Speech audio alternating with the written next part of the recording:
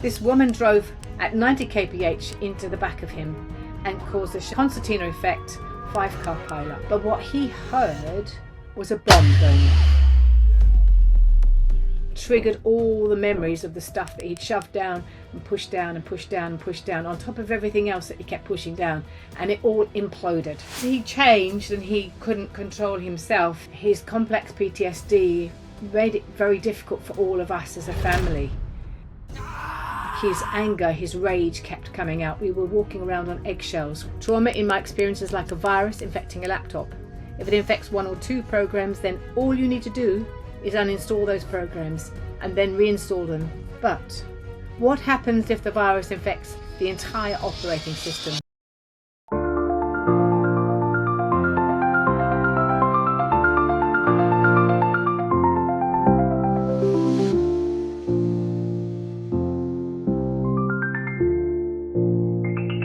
Muhami Matters with Chris Adams, powered by CJA Consulting.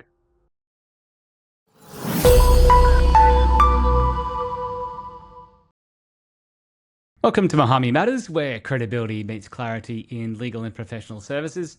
I'm your host, Chris Adams, founder of Muhami and CJA Consulting. Today, we're talking about something that sits quietly behind performance, burnout, conflict, and even career exits: trauma. Not just the versions we associate with war zones, but the trauma that can come from bullying, from unsafe workspaces, from coercive control, and from sustained professional pressure. My guest today is Fran Nguyen, a trauma counsellor and TRTP practitioner with a background spanning refugee camps, emergency medicine, and decades of frontline care.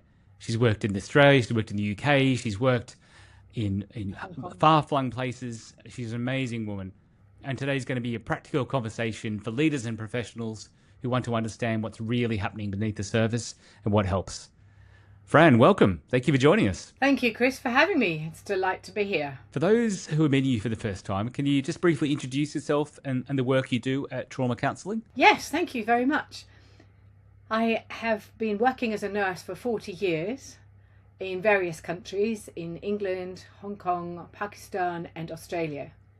I've worked with people in the refugee camps in Hong Kong and also in the drug rehab houses in Hong Kong. And I've also worked with drug rehab in Australia, as well as in the emergency department for 18 years and helped so many people. It's been an incredible life, really. I've been very fortunate. So how many countries do you think you've worked in? 4. Wow. I know the UK, Hong Kong, and Australia. What was the other one? Pakistan. Pakistan, that's right. I worked in a Zenana hospital on the edge of the Sindh desert for 2 months, where I was working with the ophthalmic section, but it was supposed to be a women's only hospital, but we had men and women eye patients, and we helped them to get cataract relief, and it was amazing, just like a sausage factory, really. They lined up, had an injection, had their cataract removed, and off they went. And it was just incredible. And I was very fortunate to do and help assist in things that I wouldn't be allowed to do in this country or Australia, come to that. But it was wonderful to see people's lives changed and eyesight restored. How do you do this in the field, like safely and, quickly, I guess? We had a hospital, fully equipped, but it was very basic. We had to do all the autoclaving and everything ourselves. It didn't come in sterile packages. We had to package everything and sterilize it ourselves. But it was fun. And what took you there? How does one end up, at a refugee camp in the middle of Pakistan? Oh no, the Pakistan was not a refugee camp. That was a hospital. Apologies. The Hong Kong refugee camp was in Hong Kong, and both times were because I was a Christian and a missionary, and so I was able to go and help and just be a support to the people that were working there as well. So it's your Christianity and your belief and your desire to help people that's driven you all the way along? Absolutely, 100%. So, you told me when we had our first conversation that, you've personally been broken at points and rebuilt. As as someone who has such strong beliefs and such, I guess, is so driven, it must be obviously quite hard to crack you, but it also must be, a massive pain to be broken like that. It must take a lot for that to happen. Yes, I guess you could say that. I married my husband, who was a Vietnamese boat person himself. He'd landed in Australia having come through refugee camps in Thailand, very different to the refugee camps I worked in Hong Kong. So we met and we got married and we had 3 children. But I didn't realise he had got complex PTSD because in the 1980s we didn't talk about PTSD much. It was all swept under the carpet. But in 2006, my husband was driving his brand new Toyota Prado, which he was extremely proud of. He set it up as his mobile office and he was driving around doing various assignments that he had been given as an electrical engineering technician. Stationary at traffic lights one day and suddenly, bang! This woman drove at 90 kph into the back of him and caused a concertina effect 5-car pileup. But what he heard was a bomb going off.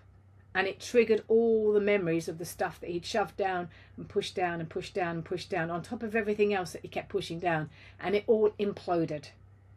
He changed. Physically, his neck got thicker. He developed sleep apnea. But his mind went back to all the things that he'd been shoving down and not addressing. And it was like video loops going round and round on his head. And he couldn't turn them off. It sounds absolutely horrendous. Absolutely horrendous. So as he changed and he couldn't control himself, his complex PTSD made it very difficult for all of us as a family. His anger, his rage kept coming out. We were walking around on eggshells. We were stonewalled, or as some people call it, there's a different phrase in the UK, but it's gaslighting is the word they use. And it means that you're put into Coventry, you're put into silence, nobody talks to you. Well, my husband didn't talk to me for a whole month, was the longest period we went. And it's like being a fly on the wall, you're not noticed. And it is very debilitating. So all these things added up and compounded to me being not sure who I was anymore. Am I allowed to be seen and heard? And it wasn't until I came back to the UK to look after my dad, where his love helped to restore my faith in myself. And then going to Toastmasters gave me the confidence to speak up and speak out. Because then I was seen and heard and valued. And the evaluations that I received were so encouraging. It gave me belief and hope in myself. Hey, I can do this. I've got this. So it's been a long road, but it's definitely on the up and up. So when this big accident happened to your ex-husband, did you understand what was happening? I mean, you obviously had a lot of medical experience and you'd met a lot of different people, but did you understand what was happening and why he was behaving the way he was? It was a very strange way that things worked out because I just started doing my master's in counselling. And as I started to read up about stuff, I thought, oh, this makes a lot of sense. Now I understand what he's going through. And I then realised he got complex PTSD. And he, of course, he denied that. He said, no, I haven't got that. He didn't want anything at all. He didn't want to have anything wrong with him. He was right. Nothing was going wrong with him. It was all me. It was my fault. And it ensued that he tried psychiatry. He tried various other formalities to help him. And he really resisted everything. He didn't want to have medication. He reacted to every medication we tried. He came out in hives and sat there scratching himself. So we had to take him off that, detox him off that medication and try him on something else. And every single time he reacted. So he didn't really want help. And that's another issue when I am looking after clients with trauma. My clients must want to change. Because if there's hidden gains, then they don't want to change because they might be on benefits. And if they become well, then they won't need benefits anymore, will they? So where's the money coming from? So these are things that can be hindrances to getting well. And you might think everybody wants to be well, surely, but not so. So that those physical symptoms, the hives, for example, was he having a physical reaction to the medicine, or was it really driven by his mental state, his PTSD? It was his brain controlling his body. That's a good question, and I don't know the answer to that one. He just reacted to everything. So whether it was psychological or physical, I'm not sure. Okay. I just know that nothing helped. Yeah, and it's when you think about PTSD. So PTSD, it's only something I've really heard about in the movies, perhaps on a medical podcast or something like that.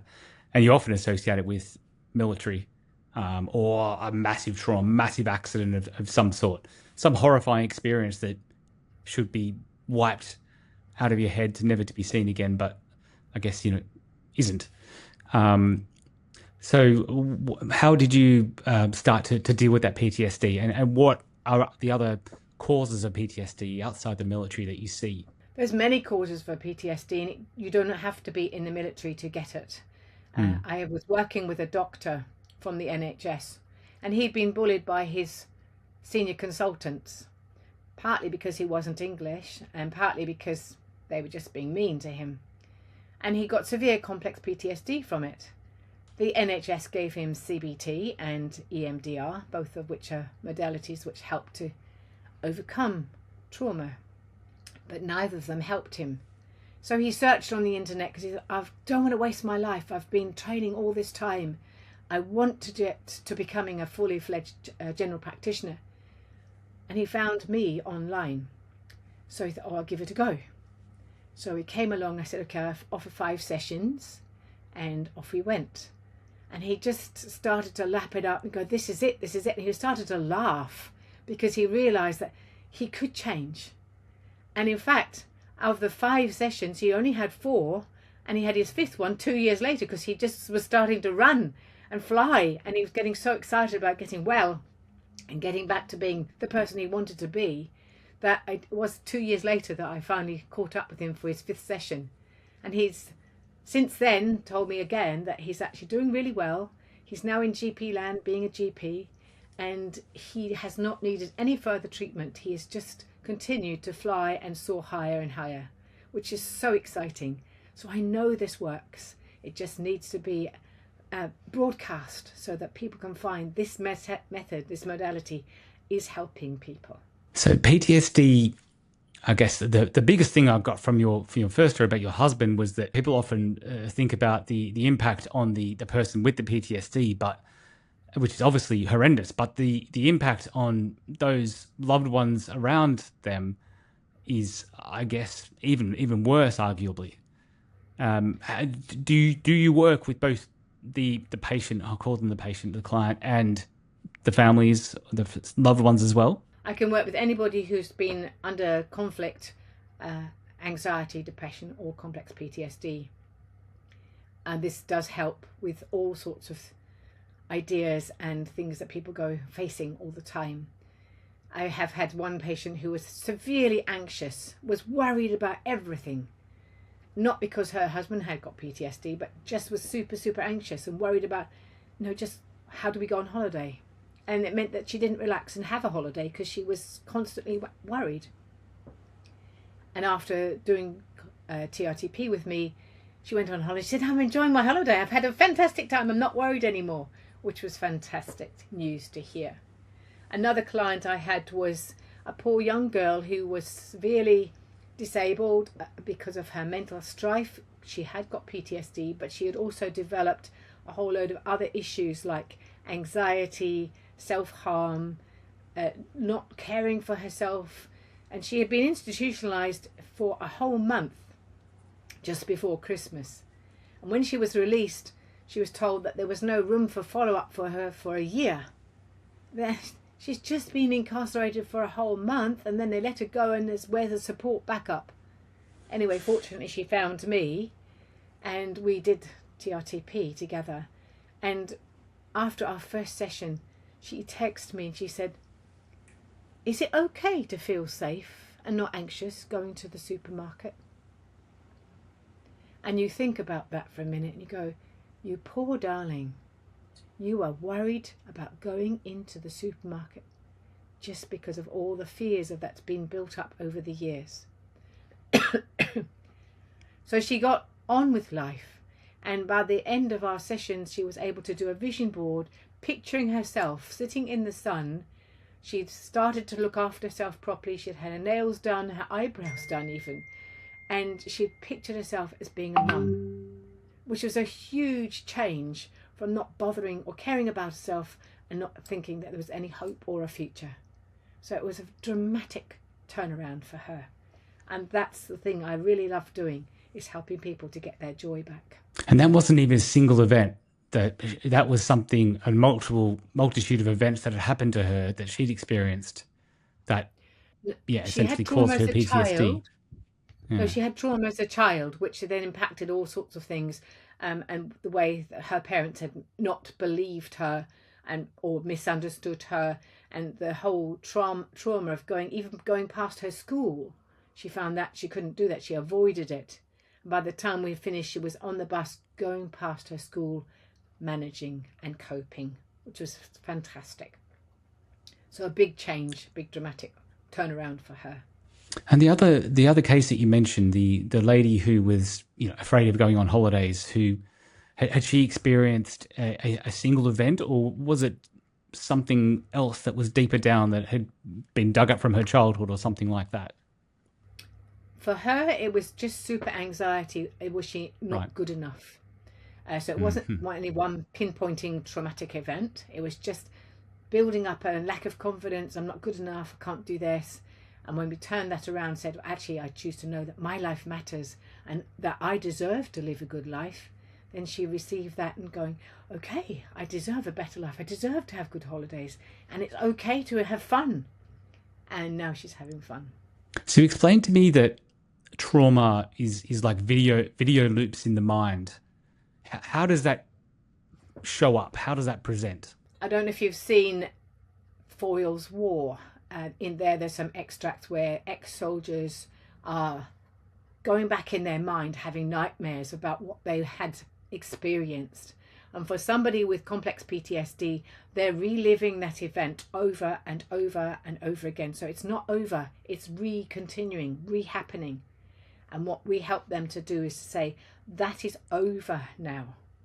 And you're safe now. So you can file it in the past memory. It doesn't erase the memory, but it's put it into the past memory so that it's over and I'm safe now and I can carry on with life, knowing that that's not happening now. It's in the past section and I can go on with my life. And that's huge when you manage to turn off those video loops and say, that's over. It's stopped now and you're safe now. So what has prompted people to seek help? Is it the people themselves who are experiencing this trauma, or is it their loved ones, their friends and family around them who've just said enough's enough? I think it's a mixture of both. A lot of times it's somebody wants their loved one to get well. The thing is that the loved one must want to get well themselves. You cannot want it bad enough for them. Another example would be another chap who was on ketamine as an addict. And his mum said, you've got to see my son. And I said, that's fine. I'm happy to see him if he wants to be seen. And when I met him, he thought, oh, yes, mum's paying for this. It'll be fine.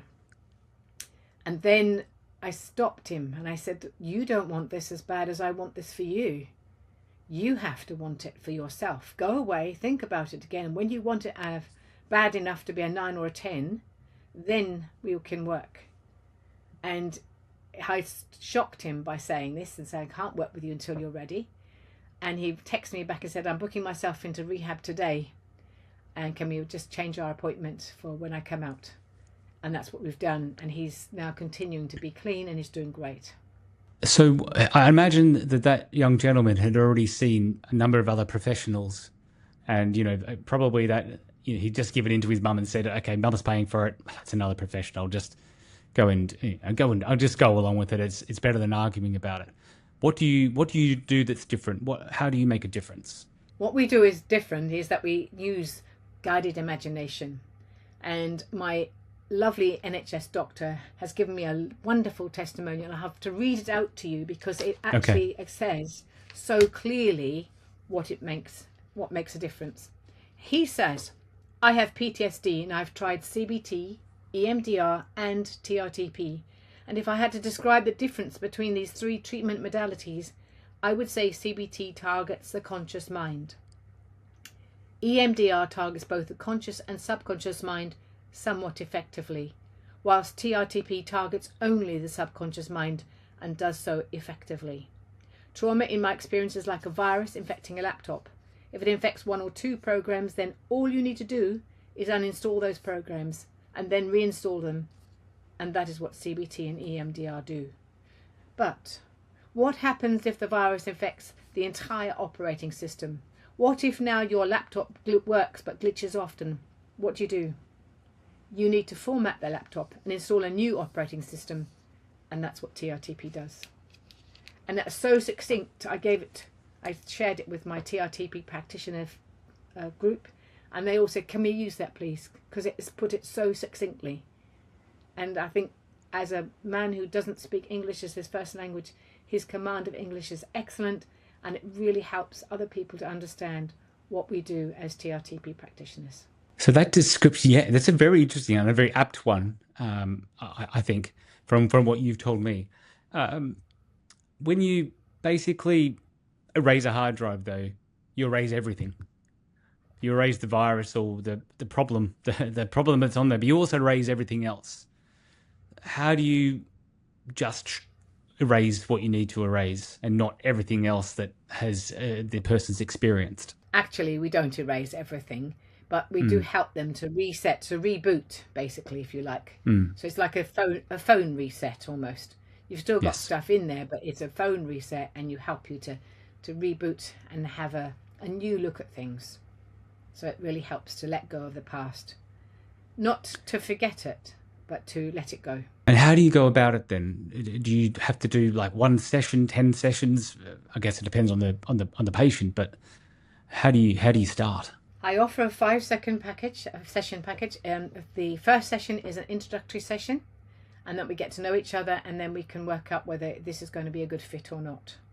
And then we continue with guided imagination, using that to help to reset and unlock the unconscious mind, and to help the video loops to be turned off and to look into the future, so that you've got a better hope and a future to look forward to. And what makes them a good fit? You mentioned before they have to be willing. That's the number one thing. What else makes them a good fit? That's it. Another good fit is to have a good imagination. So I do test their imagination and check to see if they are responding well by using the lemon trick, we call it. So if you just close your eyes and imagine a fat, juicy lemon, and you can see there's a little knob on one end and a little knob on the other, and the skin's not quite smooth, and you put it down on the chopping board and you chop it in half, and the juice just oozes out, and you chop one of those halves into half again, and you pick up one of those segments and you put it to your mouth and you suck on it. And if your imagination is really good, you will get a saliva response. And generally, you can see from people's faces go, ooh, that was sour. Bitter, yeah. Yes. So their imagination is working really well, and say, great, this is going to work fine for you. And it will go. I see. Just go ahead. Gotcha. Interesting. I had no idea how I'd respond to that. I might have to try it. Maybe we'll try it one day. Okay. Are all your sessions you do face-to-face? No, I can do them either face-to-face or on Zoom. Actually, on Zoom, it works really well because the client has headphones on. So I'm talking into their mind, and they can really understand and get the imagination working really well. Plus, they're in a safe place already. They're in their own environment. They haven't had to travel. They've not had to worry about the weather or traffic. It's perfect. So on Zoom is a really good modality. Got it. And when clients get rid of these video loops, when they just come to observe the memory and not worry about it anymore, what changes do they typically notice? Some of them say, gosh, it's gone so quiet. All that chatter, that noise in my head it's gone. Other people say, wow, the colours are so different. I seem to feel lighter and brighter, and I don't feel so heavy anymore. The tension's gone. When you've got somebody who's got complex PTSD and they're hyper vigilant because they're wondering where the next danger is coming from, and they're constantly looking out for the exit routes, you can say, it's okay, you can calm down. You're safe now. What's happened in the past is in the past. It's over, and you're safe now. And you watch them literally, I've got this. I'm me now. I don't have to be super anxious anymore. I've returned to calm. And it is wonderful. So I often give them a grounding exercise as a 5-minute practice in case they get triggered by something. They can say, stop, wait a minute, give me 5 minutes. and you disappear, do your grounding exercise, practice your breathing, come back down to calm, and then you're ready to face the next thing. And it really does work. So the long, you've obviously done the initial treatment and you've got them, you haven't cured them, that's probably the wrong word, but you've made them feel a lot better, and they need to maintain that. So breathing exercises, is that the key? That's one of the keys. One of them, Okay. very severe complex PTSD, now teaches breath work because that's his thing. It's really helped him a lot. Other people have gone on to do other things, more helping other people, for that makes they feel like they're giving back. So one of my other clients is now running a program feeding 250 people a week, which is incredible, and they've done so much more to help so many other people. He still has some issues and he still sometimes talks to me, but on the whole he's running ahead. His life has changed a lot. He's got a new girlfriend, his relationship with his son is restored. He's living a much better life than he was before. I'm here for my clients if they need to be and have another follow-up session. I can always do that, but 5 sessions are enough usually to get them on the road to having their life back. Now, a lot of the listeners and viewers of this are professionals. So there's lawyers, there's doctors, there's coaches, there's business owners, founders.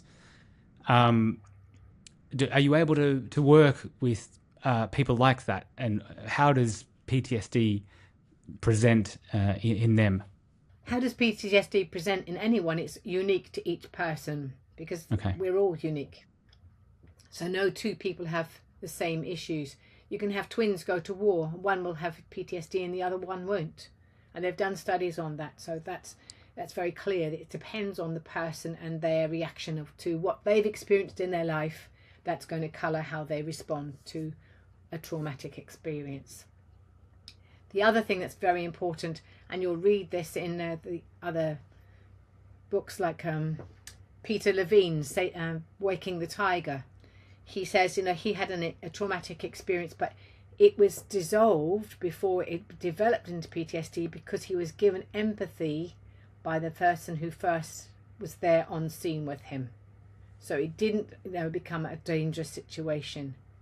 But if somebody's like my husband was in a boat in the middle of the ocean and there's nobody to be empathetic with you because you're all in the same boat, literally, and you're all going through the same experience, it's terrifying. If the boat's going up and up on a wave, it's pitch black, there's no lights, you don't know when the wave's going to stop, and then the boat turns around and goes down, down, down. Are you ever going to come out of that? The nightmare is that you don't come out of it. So you have that playing around in your head over and over again. And that's the scary part. When you stop that, peace is restored. Oh, I'm not on the sea anymore. I'm not going through the waves. It's okay. It's over. And I'm safe now. So you mentioned that example of your husband. So he didn't experience that on his own. Are other people who have gone through the same trauma, are they a help or a hindrance generally? It's like with combat people. When they've gone through the similar experience, there's a camaraderie. Oh, we know what we're talking about. You've been through the same stuff as me, so I can talk it over with you, but not with other people because it's too terrifying and you won't get it. That's why shell shock was something that came back after World War I and II, and people didn't talk about what they'd seen. It was just too much to share.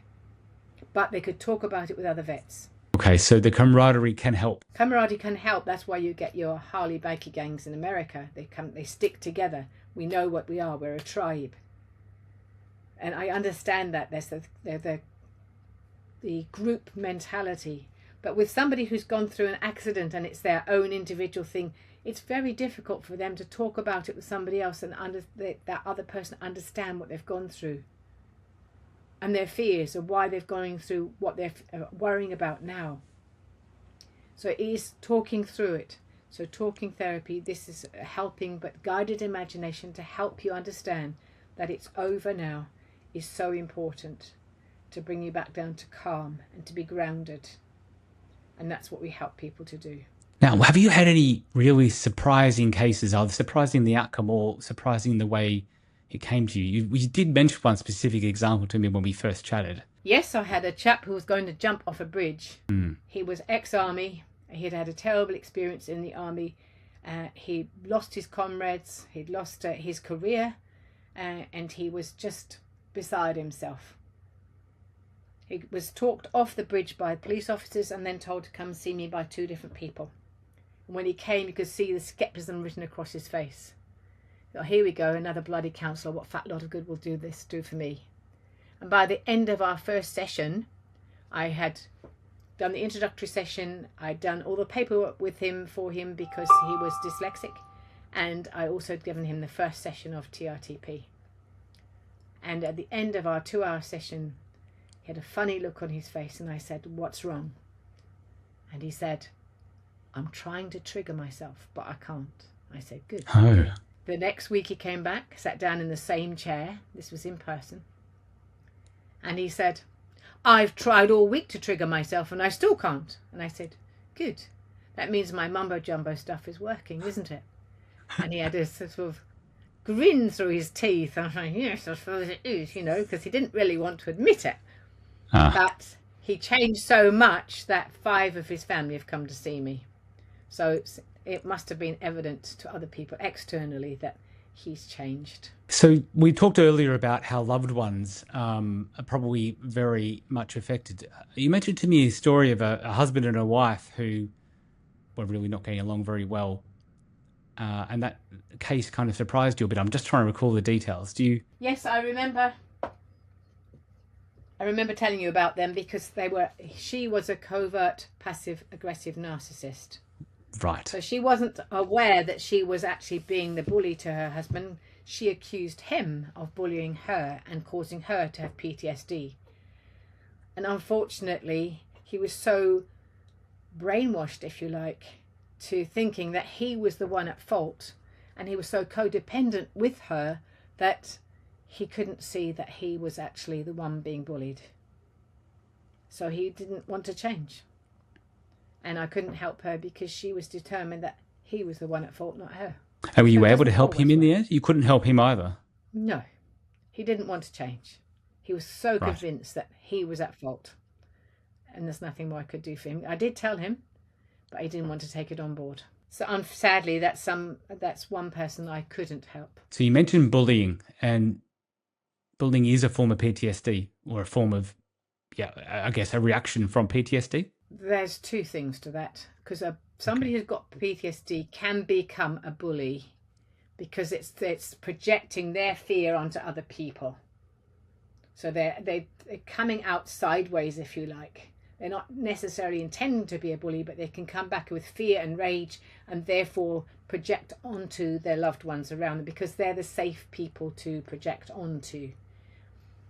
People who are bullies, who pick on somebody who's not like them because they're different, like my NHS doctor, he was bullied by people who are in a senior position to him. That's a different form of bullying. Both things are different, and the one who's being bullied is more the one I can help.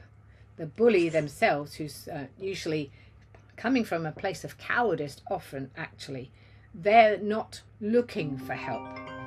So they are not looking for help at all. So they're not the ones who are saying, I actually want to change. Maybe down the track they will.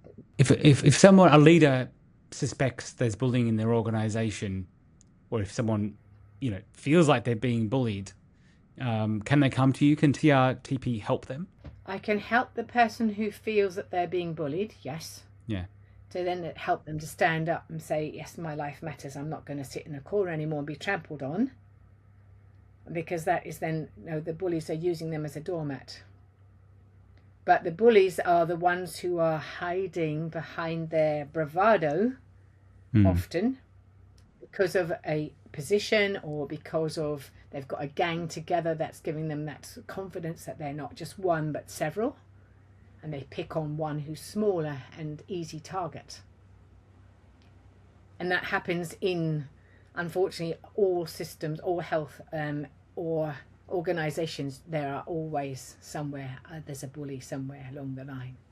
So I'm afraid it's not exclusive to PTSD. Okay. Well, Fran, we've just about run out of time, unfortunately, but I'm very grateful for you joining us today. I think we might have to do another episode where we explore some of these themes again. So if someone is experiencing either PTSD or massive trauma, how can they get in touch with you to explore the TRTP techniques? Please either email me or check out on my website. There's a connect button on there. So I'm sure, Chris, if you wouldn't mind giving my website details out there, then Absolutely. Please do that. I'm also on LinkedIn or Facebook. Fran Nguyen, thank you very much for joining us today on Muhami Matters. I very much appreciate it. It's been very grounding and very enlightening for our audience. If today's episode resonated with you, then get in touch with Fran. The TRTP technique is not used by that many practitioners around the world, but it's extremely effective. So if you are being affected by PTSD, by bullying, by any kind of trauma as a leader, business owner, professional, there are ways to get help. So please do reach out to Fran and she will be able to get you started on the path. If you enjoyed today's episode, be sure to subscribe, share it with your network. For more insights and support, visit muhami.ae or connect with me at CJA Consulting. I'm Chris Adams. Until next time, stay informed and stay empowered. Thank you for joining us on Muhami Matters. If you found today's episode valuable, subscribe and connect with me to stay updated. Join me again soon as we continue to bring you credible insights, practical strategies, and trusted advice to empower your professional journey. I'm Chris Adams. Until next time, stay informed and stay empowered.